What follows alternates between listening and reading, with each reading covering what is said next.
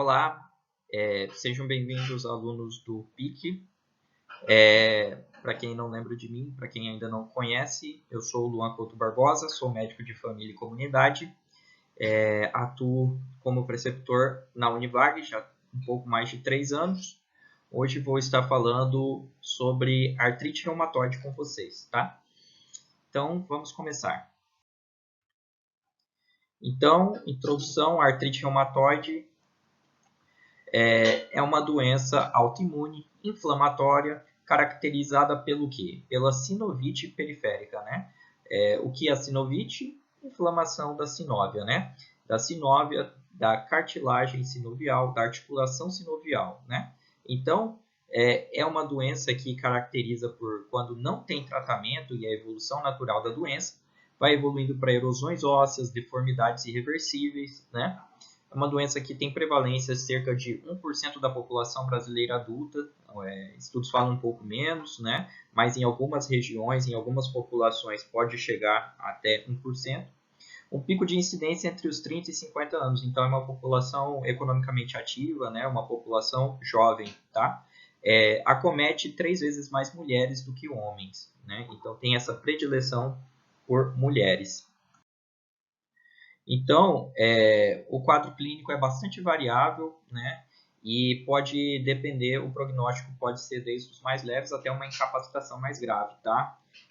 A forma clínica mais comum é poliartrite simétrica de pequenas articulações, podendo acometer grandes articulações, né? De caráter crônico, destrutivo, podendo levar a relevante limitação funcional, comprometendo a capacidade laboral e qualidade de vida. Então, como eu falei, tem essa característica de ser uma doença potencialmente incapacitante, como levar a deformidades, tá? Ela é simétrica, porque o mesmo jeito que acomete um lado, acomete os outros, tem preferência para pequenas articulações, mas pode sim acometer grandes articulações também, tá?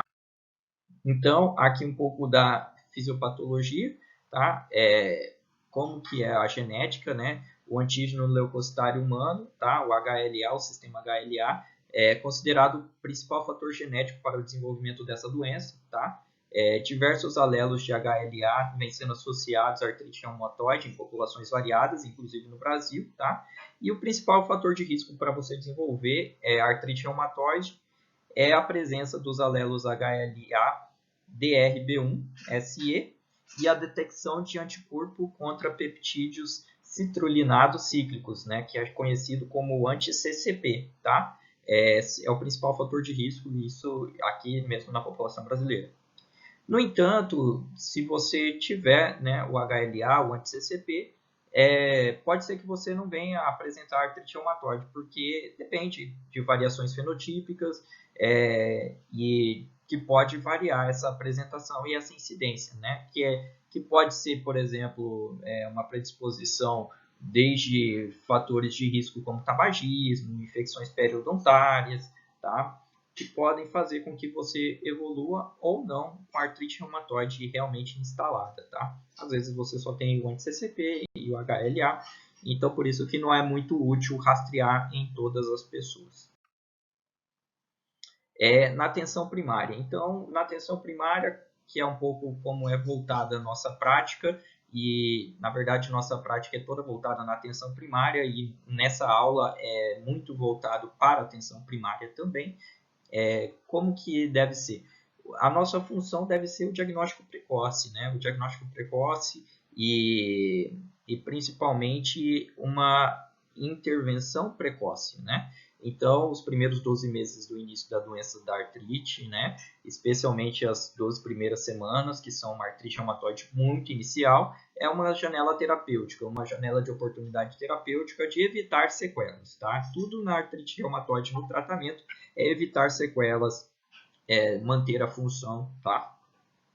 Então, a identificação inicial do quadro e o início do tratamento na atenção primária pode resultar em melhor prognóstico, porque a gente sabe a dificuldade de conseguir um reumatologista, a gente sabe a dificuldade de conseguir um imunobiológico, né? Então, a gente sabe que não é para todo mundo, pelo alto custo dessas medicações, o alto custo dos exames em geral, tá? Mas na atenção primária nós temos recursos sim que nos fazem capazes de de intervir precocemente, tá? Sinais e sintomas. Então, vamos falar um pouquinho sobre os sinais e sintomas da artrite, né? O que é a artrite? A artrite é basicamente o edema articular, dor à palpação, né? Sinais de inflamação nas articulações, tá? E basicamente com duração maior de 6 semanas. Existem outras doenças que causam artrites também, né? Que causam dores articulares, como osteoartrite, gota, artrite psoriática, que a gente vai falar um pouquinho mais para frente, ou em outras aulas, em outras oportunidades. Mas na artrite, como que é? A evolução é como, né? É uma evolução insidiosa, né? Que é um pouquinho mais lenta no tempo. Alguns pacientes, mais raramente, podem apresentar um quadro mais rápido, tá? Que tem também pior prognóstico. Costuma estar presente também a rigidez matinal, maior que 30 minutos. Em geral, maior até que 1 hora ou até 2 horas, tá? Que pode ser a manifestação inicial da doença, né? A gente vai falar mais para frente. A manifestação inicial é a rigidez matinal, com mais de 1 hora de duração, tá? Além da artrite, né, da sinovite, manifestações sistêmicas como fadiga, astenia, febre, mialgia, perda de peso, que podem preceder ou acompanhar o quadro clínico particular. Isso são manifestações sistêmicas inespecíficas, né? Qualquer outra patologia crônica também poderia estar causando isso, tá? Mas a artrite reumatoide, ela vai estar presente também sinais extra-articulares, que a gente vai estar falando mais lá na frente, né? Então, só para recapitular aqui, como eu falei, como é o quadro clínico inicial, né? Estudo brasileiro com artrite reumatoide inicial sugere que a apresentação clínica mais comum seja uma poliartrite aguda, ou seja, mais de uma articulação, evoluindo como artrite, né? Apresentando sinovite persistente, né? Em mãos, rigidez matinal prolongada, mais de 2 horas, né? Quando é menos de meia hora, leva a gente a pensar em quadro de osteoartrite, tá? E na artrite inicial, artrite reumatoide inicial, a clínica mais comum, então, como eu falei, poliartrite, sinovite persistente em mãos, rigidez matinal prolongada, né?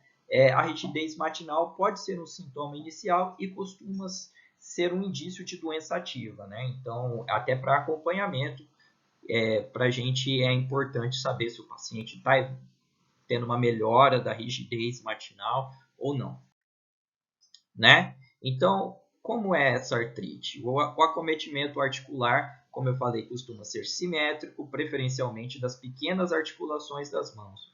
Quais articulações das mãos? Todas? Não. Geralmente metacarpo-falangianas e interfalangianas proximais. Então, são as mais proximais, tá? As distais, a gente tem que pensar em outras patologias, por exemplo, a osteoartrite ou osteoartrose ou artrose, né, que é o desgaste articular. Já na artrite reumatoide, essa artrite, essa dor, esse edema vai estar presente nas articulações mais proximais, tá? Tanto das mãos quanto dos pés. Nos pés, as articulações metatarso-falangianas, né, e pode estar presente também no punho, tá? Nos ossos do punho. Então, aqui, para falar um pouco sobre alterações que levam a gente à atenção de diagnósticos diferenciais, tá? Então, não são todas as articulações da mão e do pé. Quando essa articulação ocorre nas interfalangianas distais, ou então na primeira carpo-metacarpiana, né? Ou a primeira metatarso-falangiana, tá? E a gente tem que pensar em outras alterações, né?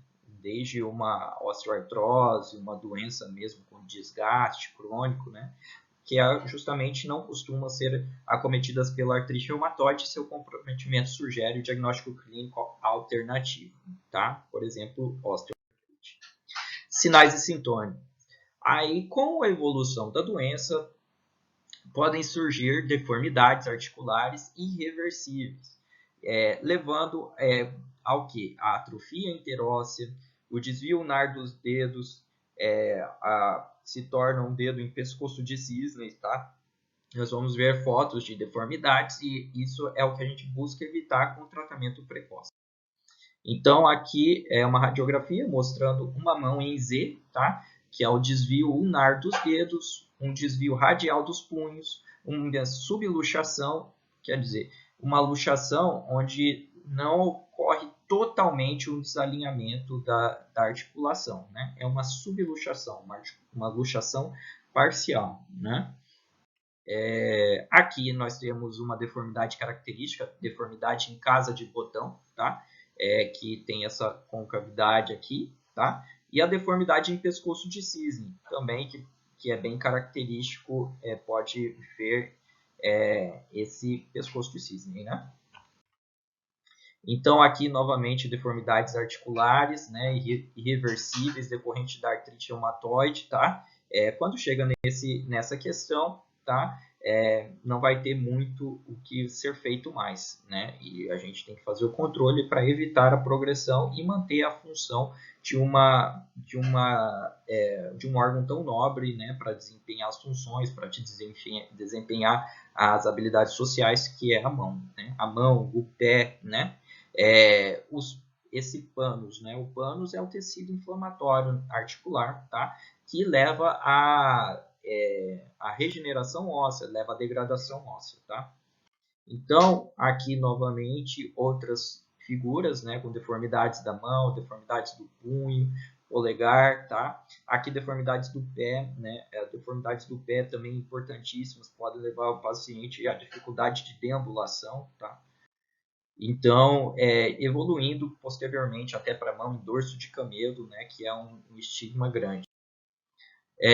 Outros sinais e sintomas não são só as articulações da mão e do pé que são presentes, né, articulações como ombro, cotovelo, joelho, quadril, tornozelo, ATM, né, articulação temporomandibular e coluna cervical. No joelho, ao mesmo tempo que também todas as articulações que têm cápsula articular podem ser acometidas, o joelho está dentro dessa, né? É uma articulação que atinge também a osteoartrose, né? Mas na artrite reumatoide vai ter uma sinovite importante, tá? Sinovite vai ter o acúmulo de líquido ali, você vai apertar a patela e vai ter o sinal do piano, né? Então, uma tecla de piano, a patela com muito líquido acumulado embaixo, tá? Isso devido ao que? A sinovite. Síndrome do túnel do carpo pode vir acompanhado da artrite reumatoide, né? A síndrome do túnel do carpo não é só quem tem artrite reumatoide que tem, mas está acompanhado. Por quê? Porque devido à compressão, né, do túnel do carpo aqui, pode ter uma inflamação também nessa região, tá? Uma sinovite dos punhos pode comprometer o nervo mediano. Então, o paciente pode iniciar com um quadro de síndrome do túnel do carpo. Ficar atento principalmente em pessoas que têm a síndrome do túnel do carpo e não tem a história de atividade laboral, não tem histórico de trabalhar com os punhos, né, digitação, ou até tem, mas não na intensidade, né, e principalmente se vir acompanhado de algum outro sintoma, pensar então em artrite reumatoide em pessoas que tenham a síndrome do túnel do carpo. Tá. Da coluna vertebral, pode ser acometida também as articulações da coluna vertebral, principalmente entre C1 e C2, tá? Que é o atlas e o axis, né? O que pode acontecer? Pode acontecer uma subluxação, né? Novamente falando sobre luxações parciais, né? Uma subluxação. Pode ser também uma impactação, né? Bem resultante mesmo da artrose devido à inflamação crônica, tá? Então, o mais comum é a subluxação atlantoaxial. E por que vem a ser importante essa alteração na coluna cervical, né? Primeiramente, pode dar dor crônica, dor cervical crônica no paciente, tá? E devido à inflamação crônica, essa subluxação pode ser tanta que pode levar a um risco de lesão medular, levando a sequela neurológica, né? Então, o risco realmente nesses pacientes que têm dor cervical, tá? Sempre está rastreando com raio-x de coluna, né? Coluna cervical, raio-x de coluna cervical lateral, tá? Se tiver um afastamento maior que 3 milímetros do arco anterior do atlas entre o dente do axis, né? Aí já é até indicação de fixação cirúrgica. Sinais e sintomas. A artrite não só está presente nas articulações, mas ela pode estar presente por todo o corpo, né, por todos os sistemas. A fisiopatologia é a deposição, né, de complexos autoimunes, né? Então, onde mais pode estar presente a sintomatologia da artrite reumatoide? Pode estar presente tanto linfadenopatia, nódulos reumatoides, né, na pele, pode estar presente nos vasos sanguíneos, através de vasculites, né? Pode estar presente em doença intersticial pulmonar, serosite, episclerite, até evoluindo para uma escleromalácia perfurante, tá? Então, todo o corpo pode ter essa deposição, tá, dos autoanticorpos, né?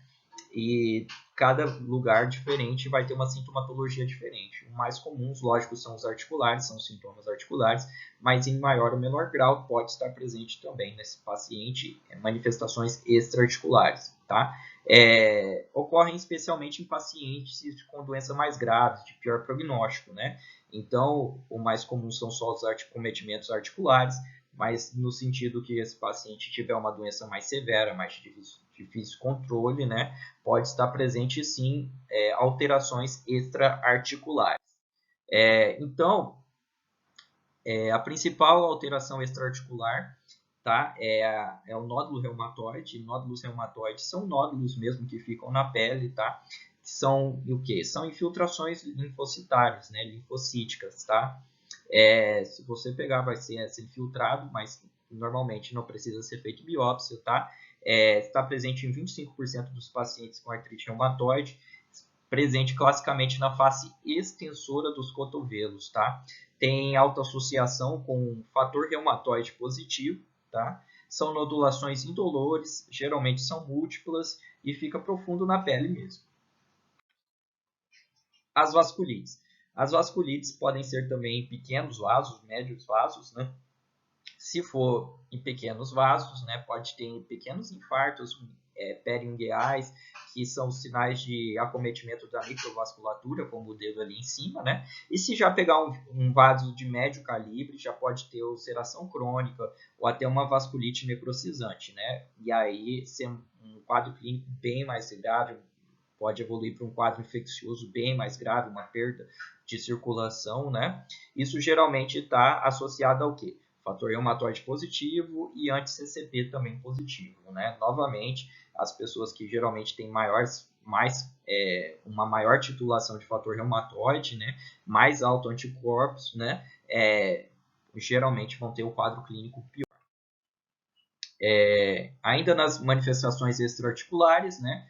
Então pode estar acometido tanto o pericárdio, na maioria dos casos, o pericárdio é assintomático, se manifesta através de derrame pericárdio, que é um achado no ecocardiograma, tá? Geralmente é um achado porque o paciente não está sentindo nada. Esse paciente com artrite reumatoide, sem necessariamente ter a vasculite, pode ter uma aterogênese acelerada, né? Então, sem necessariamente ter a vasculite, então ficar atento para o risco cardiovascular desse paciente, tá? Derrame pleural. O derrame pleural também pode estar presente, ele não vai, quando acomete, né, a serose ali do pulmão, tá? Ele raramente vai ser volumoso. Se você fizer uma toracocentese, vai ter uma toracocentese estéril com glicose baixa, tá? Síndrome de Sjögren, né? O acometimento ocular e também das mucosas, né? Ali na artrite reumatoide. A síndrome de Sjögren pode vir associada à artrite reumatoide ou pode vir separado, ser só a síndrome de Sjögren sem artrite reumatoide, tá? Como que é? É o acometimento oftalmológico mais comum da artrite reumatoide, né? É a síndrome seca, né? Xerostomia e xeroftalmia, né? Então, nós vamos ter um olho seco, uma boca seca, né? Seca evoluindo para uma língua geográfica, você vai ver uma córnea que não vai ter uma lubrificação correta, né? E isso evolui o quê? Isso acarreta o quê?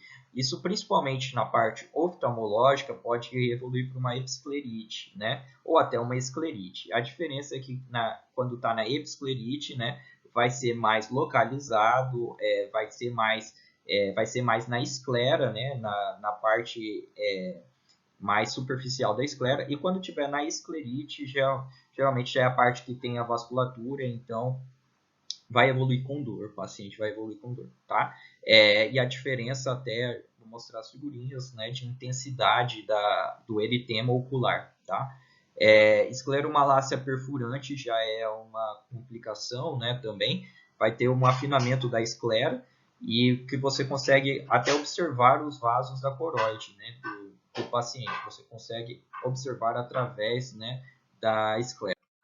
E aí, tem a esclerite, né, e a escleromalácia perfurante, né, a diferença, então, que você consegue ver essa parte, consegue ver até através da esclera do paciente.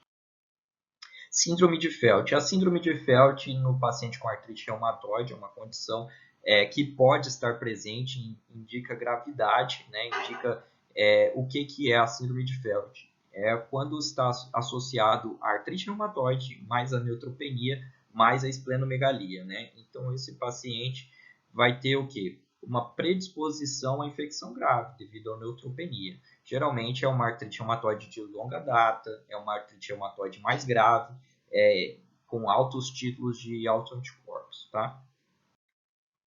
Então, aqui um quadro só para separar um pouquinho, né, as articulações que podem ser acometidas na artrite reumatoide e na osteoartrite, né? Então, na osteoartrite, lembrar que a osteoartrite também é chamado de osteoartrose, artrose, né, que é a doença do desgaste muscular, né? Então, quais são as articulações que geralmente são acometidas? São as grandes articulações do joelho, quadril, coluna lombar, coluna cervical, né? As articulações da mão distal, do pé distal, né? Já na artrite reumatoide é mais as proximais, né? Pode ser acometido também ombros, cotovelos, grandes articulações, né? Então, quando a artrite reumatoide está presente, está bem avançada, né? Pode pegar qualquer articulação do corpo, tá? Mas classicamente a osteoartrose tem essa diferenciação da artrite reumatoide. Então, no exame físico, o que a gente tem que fazer? Examinar o paciente por inteiro, principalmente excluir as possibilidades de artrose, né? Ver mesmo todas as outras possibilidades, é um exame físico completo. A diferença é palpar onde está doloroso, né? Então, palpar cada articulação da mão separadamente, né? Em busca de quê? Dor, calor, rubor, né? Você pode fazer também esse teste de aperto, né? Que é um teste de sensibilidade elevada para avaliar se o paciente, apertando a mão do paciente, o pé do paciente, para ver se ele refere dor após comprimir as articulações, tá? Se ele sentir dor, né? É um sinal a mais que pode ser da artrite reumatoide. Exames complementares. Os exames complementares, você tem que, suspeitando, tem que solicitar fator reumatoide, tá? Se negativo, complementar a investigação com anti-CCP, tá? Se possível, né? Lógico que seria ideal pedir para todo mundo, mas aí é até por uma questão de custos mesmo de sistema de saúde. Essa é uma padronização que eu peguei pela diretriz de atenção primária, tá? A proteína C reativa e o VHS dá para ser solicitado sem muita dificuldade. É um medidor de atividade da doença, né? Então, o fator reumatoide não interfere muito se a doença está ativa ou não está ativa, mas o fator proteína C reativa e o VHS tem grande alteração de acordo com a doença estar controlada ou não, se a doença não está controlada. Exames adicionais podem ser necessários conforme a suspeita de diagnóstico alternativo. Então, se você estiver pensando ou em artrite ou em lúpus, né, e aí você vai pedir de acordo com o que você estiver pensando, né? Lembrar que exames laboratoriais normais não excluem o diagnóstico, tá? Então, mesmo se o fator reumatoide vir negativo, né, ainda existe a possibilidade, sim, de ter uma artrite reumatoide, tá? Anti-CCP negativo, né? Uma proteína C reativa que ali não está tão alterado. Então, a gente vai ver como que a gente faz o diagnóstico. Como é o raio-x? Os outros exames complementares. O raio-x, né? Você pode pedir raio-x de mão, raio-x de punho, raio-x de pé, né? É um raio-x para a gente ver o quê? principalmente em estágios iniciais, né? Em estágios iniciais vai ter um aumento de partes moles, uma osteopenia justa articular, né? E as lesões, com o passar do tempo, podem ter redução do espaço articular, né? Artrose mesmo, erosão óssea, e casos avançando, vai ficando com sequela. Então, o ideal seria pegar uma radiografia, fazer esse acompanhamento antes de ficar com sequela, pegar mesmo bem precocemente. Às vezes é difícil perceber as alterações radiológicas no início, né? Então, não esperar o raio-x ficar totalmente alterado para suspeitar de uma artrite reumatoide, senão perde a janela de oportunidade de tratamento. Outros exames complementares, então, que você vai pedir, né? Lógico que você já pensando lá em iniciar um tratamento com metrorexate ou alguma outra droga, você vai pedir um hemograma, dosagem de plaquetas, TGO, TGP, sorologias para hepatite C, hepatite B, HIV, creatinina, função renal importantíssima, né? Raio-x de tórax para avaliar se tem ou não algum acometimento cardíaco, tá?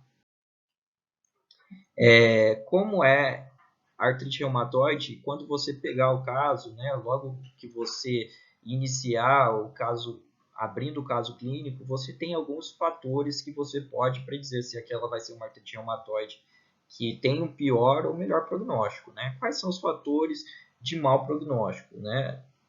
Sexo feminino, tabagismo, baixo nível socioeconômico, o início da doença em idade mais precoce, um fator reumatoide ou anti-CCP em títulos elevados, apresentando uma prova inflamatória, né, que é o VHS ou PCR persistentemente elevada, um grande número de articulações edemaciadas, quando tem manifestações extraarticulares e quando já começa precocemente com erosões, né, na evolução da doença. Tá? Isso são fatores de mau prognóstico que podem que tem que ficar mais atentos a esses pacientes se ele tem alguns desses aspectos clínicos ou laboratoriais.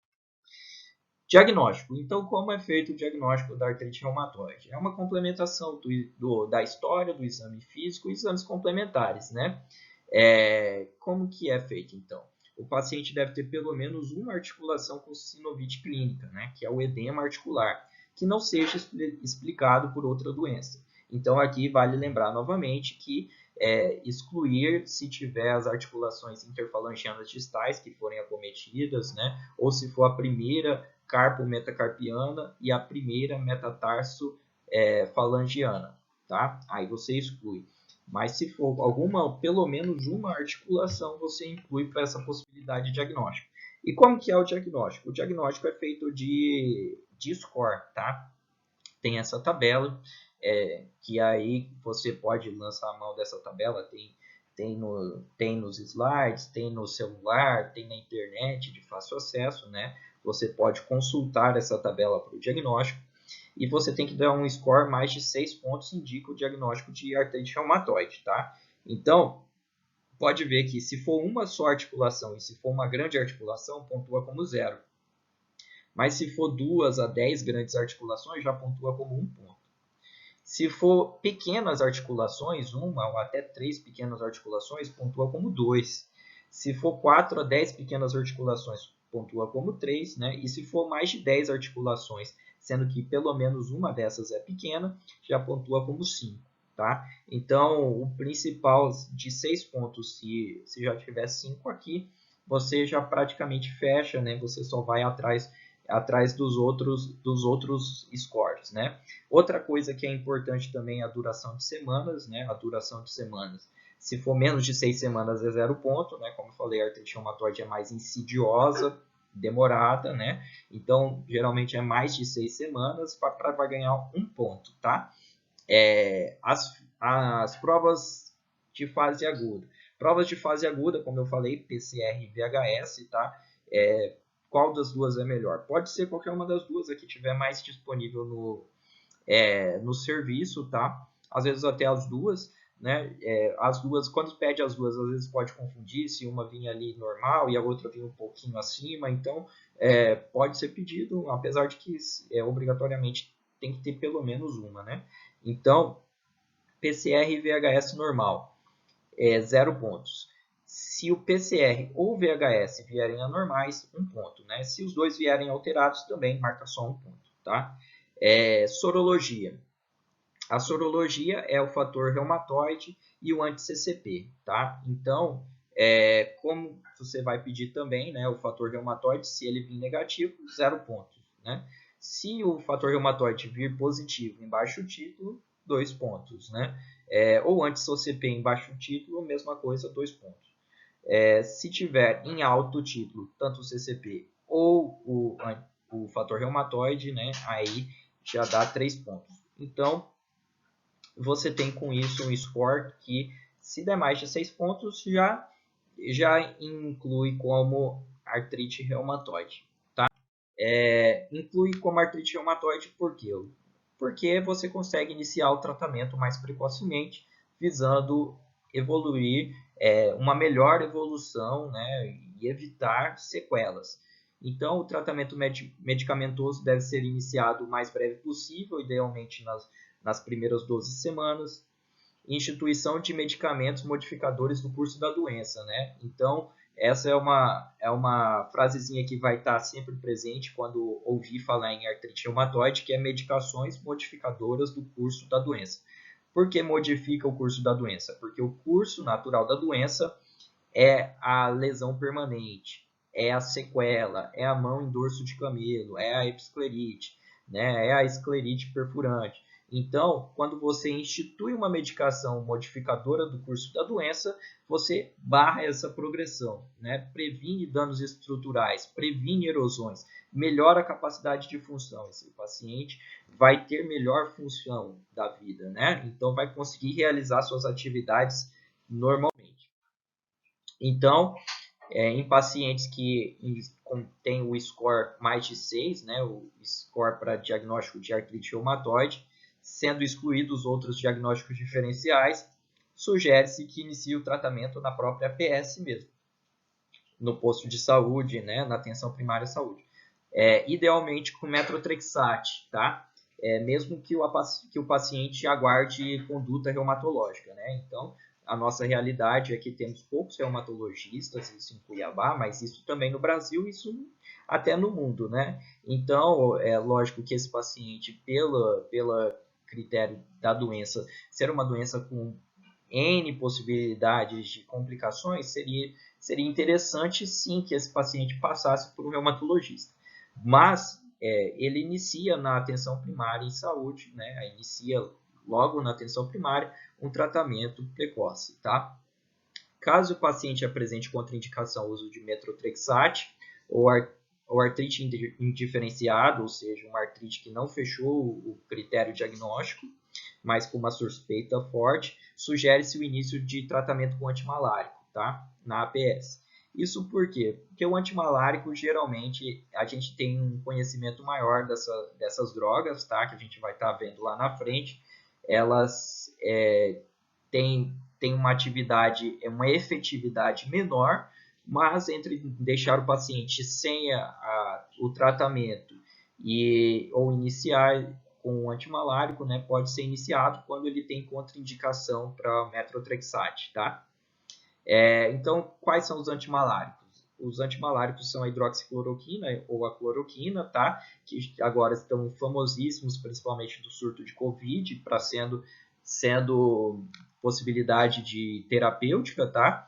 Ainda está em estudo, mas aqui vamos falar só da artrite reumatoide com o uso dessas medicações, tá? São medicações, então, menos potentes, então, que são usadas em contraindicações do metrotrexate, né? Provavelmente depois o reumatologista vai substituir por alguma outra medicação, seja sulfasalazina, leflunomida, né, que pode ser utilizado, tá? Antes de iniciar o tratamento, lembrar que essas são drogas imunomoduladoras, né? Então, qual que é o princípio do tratamento da artrite reumatoide? Você vai bloquear a resposta inflamatória desse paciente, você vai bloquear a resposta imune desse paciente. São os próprios anticorpos dele que estão atacando as articulações. Então, as medicações, em geral, são imunossupressoras. Você regula a imunidade do paciente. Então, esse paciente tem que estar como? Vacinado, né? Ele tem que iniciar o calendário vacinal, atualizar o calendário vacinal antes do início das doenças, né? Então, principalmente vacinas que são imunobiológicos a partir de bactérias ou vírus vivos atenuados, né? Como febre amarela, tríplice viral, tetraviral, poliomielite oral, BCG, varicela e rotavírus são contraindicados depois que ele está usando o imunossupressor. Antes de iniciar o tratamento, ele pode fazer sim a vacina. Ainda sobre o tratamento medicamentoso, você, como eu falei, tem que tratar os riscos cardiovasculares, né, que a principal causa de morte do paciente com artrite reumatoide são as doenças cardiovasculares, né? Então você vai tratar de uma hipertensão, você vai tratar a diabetes, a dislipidemia, né, a obesidade, o tabagismo desse paciente, porque esse paciente não é só a artrite reumatoide, ele é um todo inserido, né, no contexto, e principalmente a questão cardiovascular é importantíssima. Né? Então, aqui novamente falando, incentivo a cessação do tabagismo, né? As pessoas que fumam têm pior prognóstico e uma pior resposta à terapêutica. O tratamento sintomático, né? Então, a gente falou um pouquinho, uma pincelada sobre drogas modificadoras da doença, né? Ou medicações modificadoras do curso da doença, mas existem as medicações sintomáticas, né? O que são medicações sintomáticas? São medicações para aliviar a dor, são medicações para aliviar a artrite, são medicações que vão aliviar instantaneamente, mas não vão modificar o curso da doença. O que são isso? Essas medicações que são só sintomáticas? São o corticoide, é o anti-inflamatório, é a medicação de dor, tá? Então, são importantes? São importantíssimas, principalmente para o caso do paciente agudo, que chegou queixando de dor, né? Você vai fazer a droga modificadora do curso da doença, mas vai fazer também um sintomático, né? Então, como que é feito isso? Na evidência de dor ou edema, sugere-se iniciar a prednisona, 10 mg dia, e um anti-inflamatório, como ibuprofeno, de 8 em 8 horas, se necessário, né? Então, como eu falei, o corticoide e o anti-inflamatório, tá? O corticoide é excelente, tem uma resposta na dor muito grande, muito potente, tá? Na dor da artrite reumatoide, mas não pode ser usado isoladamente, né? O corticoide, ele tem o risco de evoluir com uso crônico para N complicações, síndrome de Cushing, né? Pode evoluir para diabetes, obesidade, enfim, uma série de complicações. Você vê que uma pequena dose aqui de corticoide, 10 mg ao dia, já alivia os sintomas, principalmente quando associado ao anti-inflamatório. E aí pode deixar também uma medicação de dor, um analgésico simples, como paracetamol, dipirona, tá? Deve-se buscar a menor dose e o menor tempo possível dessas medicações sintomáticas, né? Então, como eu falei, não pode ficar usando por muito tempo anti-inflamatório e corticoide, né? Por quanto tempo geralmente é necessário? Necessário por 1 a 2 meses, até para iniciar a ação das medicações modificadoras do curso das doenças, né? Então, você vai fazer um cálculo, né, do corticoide e do anti-inflamatório para esse paciente por 1 a 2 meses, lógico, na menor dose possível, e se assim que tiver uma melhora, você vai reduzindo o corticoide, reduzindo o anti-inflamatório, tá? Então, à medida que ocorre a remissão dos sintomas, o corticoide deve ser reduzido escalonadamente, né? Então, esse corticoide não deve ser retirado de uma vez, tá? Então, você vai retirando 2,5 miligramas a cada 2, 3 semanas, até chegar realmente ali a redução total, a parada do corticoide, tá? Não pode retirar o corticoide de uma vez. O tratamento sintomático, né? Se o corticoide for necessário mais de 3 meses, sugere-se complementar o cálcio, né? Que, como eu falei, o corticoide, em algumas situações, não dá para tirar o corticoide da pessoa, até mesmo por uma questão de o corticoide ser muito barato e a pessoa não consegue acesso a alguma outra medicação imunobiológica, ou mesmo a imunobiológica não tem um efeito legal, então o corticoide acaba sendo a medicação que tem que ser ali para controle, né? Então, nesses casos, a gente vai minimizar os danos, né? Minimizar os danos com a suplementação de cálcio, de vitamina D, para evitar uma osteoporose nesse paciente. Além disso, rastrear esse paciente para diabetes, colesterol, né? Hipertensão, que ele tem um alto risco. Então, medicações que fazem a modificação do curso da doença. Você tem sempre que analisar as contraindicações dessas medicações para saber se o paciente pode ou não pode utilizar. Aqui estão algumas contraindicações do Methotrexate, tá? O Methotrexate, então, ele não deve ser tomado claramente em pessoas que já têm uma alergia prévia, uma hipersensibilidade, pessoas que têm alguma infecção que esteja ali sem tratamento, por exemplo, como tuberculose, infecção bacteriana grave, infecção fúngica, o próprio herpes zoster se tiver ativo, uma hepatite C, uma hepatite B, pessoas que já bebem, já vão ter um etilismo crônico, né, que podem ter ou não o TJ-TGP elevado. Por si só, se o TJ-TGP estiver 3 vezes acima da normalidade, já é contraindicação ao uso do Methotrexato, tá? Gestação, amamentação e concepção, tá? É uma medicação que afeta muito essa questão da gestação, tá? Então tem que ser contraindicado. A doença renal crônica é uma medicação que também pode levar a uma piora da função renal, tá? Então, em pacientes que já têm uma insuficiência renal, tem que ter contraindicado, principalmente se a taxa de filtração glomerular for menor que 30, tá? Pacientes que já têm algum tipo de neoplasia também é uma contraindicação, tá? Da hidroxicloroquina, então, qualquer tipo de retinopatia, principalmente a gente sabe que pode ter uma deposição, né, no uso da cloroquina, da hidroxicloroquina na retina, né? Então pode levar a um problema visual, tá? E se tiver uma hipersensibilidade à medicação, tá? Então, na APS, né, se o paciente tiver alguma dessas contraindicações, nós não vamos iniciar o Methotrexate. Na verdade, nós temos que ser um pouco mais sensíveis até se ele já tiver alguma doença renal crônica com taxa de filtração glomerular entre 30 e 60, espera, não inicia o Methotrexate, inicia alguma outra droga modificadora do curso da doença, tá? Se tiver um TGO-TGP também acima do limite da normalidade, sem uma explicação, tá? Também esperar a avaliação do reumatologista e iniciar outra droga modificadora do curso da doença. Se tiver presente anemia, leucopenia ou trombocitopenia, tá? Você também espera e inicia uma outra droga modificadora do curso da doença. Orientações para o uso do Methotrexate, especificamente falando sobre o Methotrexate. Avaliar os fatores de risco para a toxicidade do Methotrexate, né? Então, o paciente ele entende, tem um nível socioeducacional, você vai ter que explicar o que a droga pode causar, que é um imunossupressor, né? Você vai falar para ele sobre a questão do álcool, né? Então, ele tem um acesso a exames regulares, ele não vai ser um paciente que vai começar a tomar, pegar ali 10 comprimidinhos, 20 comprimidinhos e desaparecer e para fazenda nunca mais vir, né? Porque você precisa saber como fazer o acompanhamento desse paciente, tá? Então, você vai solicitar um hemograma, como eu falei, TGO, TGP, creatinina, raio-x de tórax, sorologias, tá?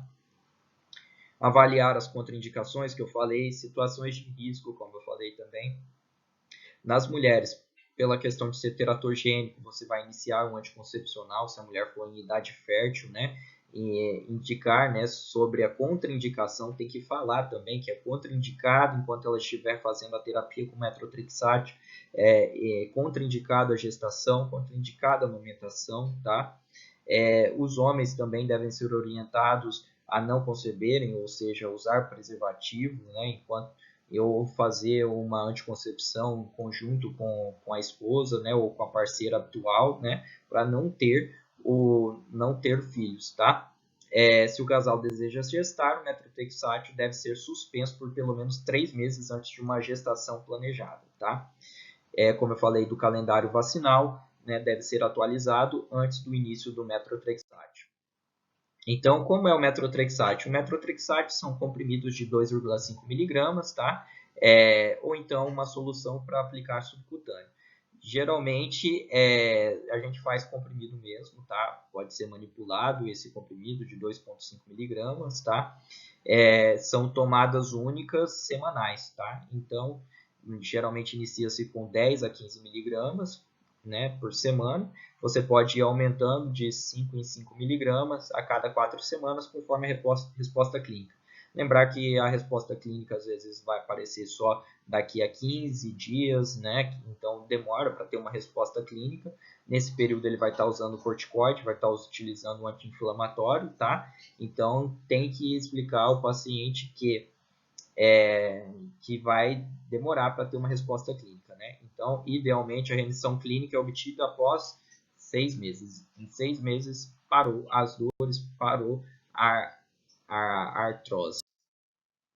Então, o que tem de eventos adversos depois que esse paciente usou o Methotrexate? Pode evoluir desde uma anemia, neutropenia, náuseas, vômitos, uma mucosite, elevação de enzimas hepáticas, TGO, TGP, uma pneumonia intersticial, que é mais raro, né? Então, o acompanhamento como que deve ser? No início você faz mensal, se houver queixas relacionadas ao tratamento, e se depois que estiver a dose estável, aí você vai, ou remissão clínica, você vai renovando esse paciente, avaliando novamente a cada 3 meses, tá? Então, como que você avalia a evolução daquela doença? Você vai avaliar se continua doendo ou não, né? Se houve melhora ou não do edema, se ainda está doendo ao apertar, e você vai acompanhar também com uma prova de atividade inflamatória, que é o nosso VHS e uma PCR. Cada consulta, cada 3 meses, VHS e PCR, tá? Sempre rastrear eventos adversos e atentar para infecções recorrentes que possam estar ocasionando, né? Então, se o paciente evoluir para alguma infecção mais severa, parar a medicação Methotrexate. Então, solicitar TGO, TGP, creatinina, hemograma, plaqueta, né? Mesmo no aumento da medicação, você já pede. Depois que atingir uma dose estável, os exames complementares podem ser solicitados a cada 3 meses. Se houver eventos adversos graves, suspender a medicação, né? Então, o que seriam eventos adversos graves? Pneumonia intersticial, náuseas e vômitos graves, uma supressão medular, uma elevação de TGO-TGP acima de 3 vezes o limite da normalidade, né? Então, aí você para a medicação nesses casos. Se você pode só reduzir a dose, né? Você vem subindo as doses ali e você reduz a dose em 25 a 50% se houver alguma manifestação de citopenia mais leve, né? Se tiver uma elevação de TGO, TGP que já começa a subir, você vai reduzir a dose daquela medicação. Então, agora falando um pouco da cloroquina, né? Também tem avaliações. Avaliação preliminar, a princípio, se não tem um histórico de doença oftalmológica, você não precisa esperar o oftalmologista, tá? A menos que ele tenha esse histórico de retinopatia, tá? Então, como é a cloroquina? A cloroquina vai ser em comprimidos de 250 ou hidroxicloroquina comprimidos de 400. No início do tratamento, vai ser feito a dose de 6 mg por quilo por dia de hidroxicloroquina até uma dosagem máxima de 200 mg por dia, e o de fosfato de cloroquina 4 mg por quilo dia até a dosagem de 250 mg por dia, tá? Então, quais são os eventos adversos, né? Ou seja, eventos adversos que podem ocorrer? Intolerância gastrointestinal, como náuseas, vômitos, dor abdominal, uma hiperpigmentação da pele, cefaleia, tontura, miopatia, retinopatia, né? Essa retinopatia por depósito, que a gente já falou bastante, né? Podem acontecer até mesmo arritmias, né? Então, como que é o acompanhamento? Um paciente que está usando a hidroxicloroquina. Também é um acompanhamento mensal, se tiver queixas relacionadas à medicação também, fazer um acompanhamento mensal.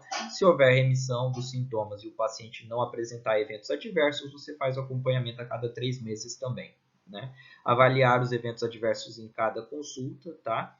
E depois fazer mesmo uma avaliação rotineira oftalmológica desse paciente, tá? Principalmente se ele estiver usando o hidroxicloroquina ou cloroquina. Então, como que nós vamos fazer o acompanhamento?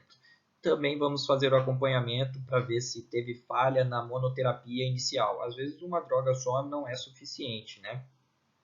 Uma doença que esteja em moderada ou alta atividade, mesmo após 3 meses de tratamento com doses boas, você substitui a droga modificadora do curso da doença por outro, né? E aí você pode fazer até associação, né, entre o methotrexate e a hidroxicloroquina. Após 6 meses, com pelo menos 2 esquemas diferentes de atividade da doença moderada ou alta, inicia as drogas modificadoras do curso da doença biológicos, né? Os imunobiológicos, famosos anti-TNF-alfa, né? São ótimos, excelentes, tem uma melhora muito grande, né? Foi visto que quando começa o anti-TNF, muitos pacientes melhoram drasticamente, mas nós temos o problema que eles são medicações caras, tá? Essas são medicações caras, geralmente são mesmo com a prescrição do reumatologista no ambulatório especializado, né? Para fazer esse acompanhamento, tá? E aí tem uma infinidade de anti-TNF-alfa que pode ser usado, cada um com a sua especificidade, cada um com a sua característica, né? Isso na atenção primária a gente vai geralmente só fazer o acompanhamento junto com o reumatologista, em conjunto com o reumatologista após eles iniciarem, tá? Então, aqui outras drogas modificadoras do curso da doença que podem ser utilizadas, que tem um efeito mais discreto, né? Então, idealmente nós temos o methotrexate, lá embaixo nós temos a cloroquina, a hidroxicloroquina, mas também pode ser utilizada a sulfasalazina, né? Ou a leflunomida também pode ser utilizado, tá? Então, também fica aqui a orientação. Quando nós vamos encaminhar, né? Então, na verdade, o paciente com artrite reumatoide que tem mais de 6 pontos, ali pelos critérios diagnósticos, a gente já pode estar encaminhando, né? Na verdade, esses casos todos vão merecer, sim, uma atenção especial, tá? Principalmente aqueles pacientes que a gente vê que tem uma possibilidade de piora prognóstica, tá? Que a gente falou lá atrás, tá? Então, até mesmo se a gente tiver uma alta suspeita de artrite reumatoide, né, com sinovite, edema e de 3 ou mais articulações associada à rigidez matinal e teste de aperto positivo, a gente também pode estar solicitando essa avaliação do reumatologista, né, mesmo que a gente faça ali o score diagnóstico e já inicie o tratamento, né, ou com uma droga sintomática, ou até mesmo se o score diagnóstico permitir uma medicação que vai modificar o curso da doença, mas a gente vai sempre solicitar essa avaliação pela possibilidade até mesmo de prescrição dos imunobiológicos, tá? Então, essa foi a aula de artrite reumatoide. Eu peguei bastante do Tratado de Saúde da Família, tá? Tratado de Medicina de Família e Comunidade, do Buso, tá? Aqui também tem um protocolo clínico e diretrizes de artrite reumatoide, tá? De 2015 também, que vou mandar em anexo, tá? Junto com o capítulo do Buso também, pode ser acessado. E por enquanto é isso. Até mais. Tchau, tchau.